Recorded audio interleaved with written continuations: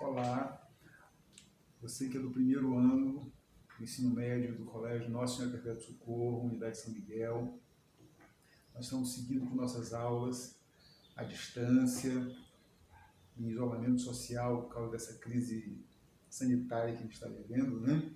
Então, quero conversar um pouquinho contigo sobre o capítulo 7 do livro de História, História 1, volume 2, capítulo 7, A Origem do Homem Americano. Durante o texto do livro, que você já deve ter lido a essa altura, e já deve ter pego na plataforma Eleva os grifos que eu coloquei lá e os comentários, talvez tenha ficado alguma dúvida. Então eu quero tirar essas possíveis dúvidas que não ficaram. A grande questão que se coloca é como é que a América era povoada antes dos europeus chegarem aqui? Porque quando Colombo ou quando Pedro Álvares Cabral chegaram, os dois encontraram gente morando aqui. De onde vieram essas pessoas? Muito bem. Durante muito tempo, até o século XIX, durante muito tempo, na verdade até comecinho do século XX, acreditava-se que o homem americano tinha uma origem própria. Essa corrente é chamada de corrente autóctone. Você já leu isso no seu livro, corrente autóctone. Nasceu, se desenvolveu, fez todos os ciclos evolutivos na própria América. Isso é possível? Essa corrente tem algum fundamento?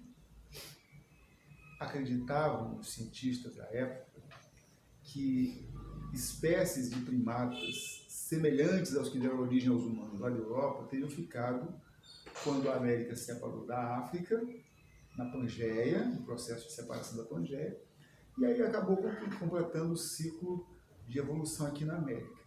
Pois bem, isso representa um problema muito sério, porque quando você afirma uma coisa como essa, na verdade você está dizendo que o índio não é um ser humano normal.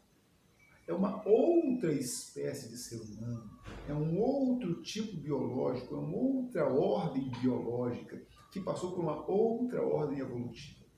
Então note que isso é um problema bastante sério, tanto do ponto de vista da biologia, quanto principalmente do ponto de vista da ética. Por que se dizia isso até o século, até começo, o primeiro quartel do século XX, se pensava muito nessa corrente autóctone, porque era uma forma de justificar os massacres que se podem ter chegado até a 100 milhões de pessoas, tanto por portugueses quanto por espanhóis. Então eles precisavam dizer, não eram seres humanos, eram bichos que pareciam com gente que estavam lá. Ok? Pois bem, mas a partir do século XIX começa uma corrente científica e ela vai ganhando força com o passar do tempo, que é chamada corrente alóctone, que é aquela corrente que prevê, que inspira, se imagina que o homem americano veio de outro lugar para cá. E de onde ele teria vindo? Teria vindo da Ásia, que é a origem daquela região da Afroásia, né? A origem do homem. E aí, isso é tranquilo, tá? O homem veio da Ásia para a América. Mas como é que ele chegou da Ásia para cá? Aí começam as questões. E aí surgem duas correntes diferentes dentro das correntes alóctones. Tá? Uma das correntes diz que o homem veio, é chamada corrente malaio-polinésia. Se você pegar o mapa do mundo, achou o mapa do mundo aí? Você pode pegar no seu celular, você pode pegar no seu computador ou no seu livro de geografia. Aí você vai lá, acha a Austrália. Achou a Austrália? Entre a Austrália e a China, olhando mais para cima, assim, ó, tem um monte de ilhazinhas. Aquelas ilhas são conhecidas como ilhas da Polinésia. E alguns cientistas acham que os homens americanos vieram dali. Por quê? Porque se você estiver numa praia da Malásia, por exemplo, ou numa praia do Sri Lanka, talvez o Sri Lanka nem tanto, mas da Malásia com certeza, e Filipinas. Você pegar uma garrafa de Coca-Cola, trancar e jogar no mar, entre 3 e 7 semanas, ela chega numa praia do Chile ou do Peru. Ok? Porque as correntes do Pacífico trazem para cá. De 3 a 7 semanas. dependendo da época do ano, obviamente. Você sabe que ventos alteram a velocidade das correntes marítimas, né? Estudou isso em geografia. Pois é. Então, a gente tem essa possibilidade, como ter vindo pelo mar, ter feito barcaças, fugindo da fome, fugindo de terremotos, fugindo de ameaças ecológicas ali na Polinésia, teria vindo parar na América. Mas existe uma corrente que é mais plausível, que ele teria vindo andando a pé. Teria subido até o extremo norte, ali o Círculo Polar Ártico, onde hoje é a Rússia, aquela região da Sibéria, que é, entre aspas, a Amazônia Branca da Rússia, e teriam chegado até o Estreito de Bering. Se você está com o mapa do mundo aberto aí, olha onde está a Rússia e olha onde está o Canadá. Mais ao norte do Canadá, ali no rumo da tua mão esquerda, você vai ver um pedacinho dos Estados Unidos que é descolado do restante. É um estado chamado Alasca. Entre o Alasca e a Rússia, tem uma aberturazinha que no mapa parece bem pequenininho, mas na verdade dá mais de 50 quilômetros.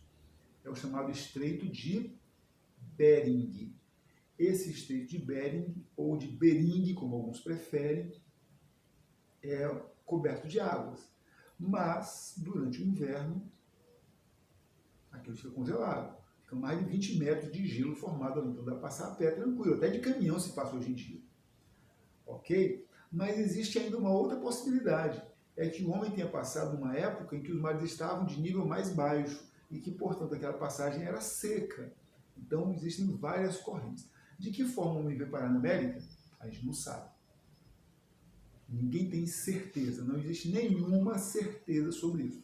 A certeza que a gente pode ter é que havia homens na América. Se ele tem origem alóctone, autóctone, ou se essa corrente alóctone veio pela Malásia Polinésia, ou se veio por Bering, isso aí é muito difícil de saber. O fato é que nós temos civilizações aqui na América há mais de 60 mil anos. Por exemplo, o crânio da Luzia, Luzia é um crânio famoso, né? Ela foi enterrada ali no Maranhão, ali no Piauí, e foi resgatada há uns 40 anos atrás.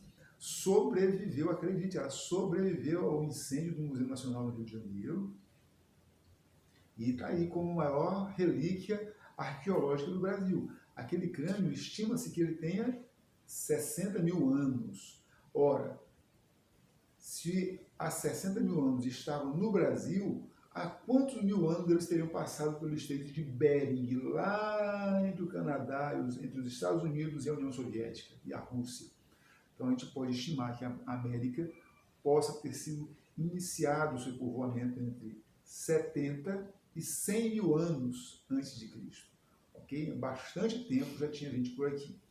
Não deixe de ler o seu livro, de fazer os grifos que estão na plataforma, no material da plataforma, e fazer os 3 exercícios deste capítulo.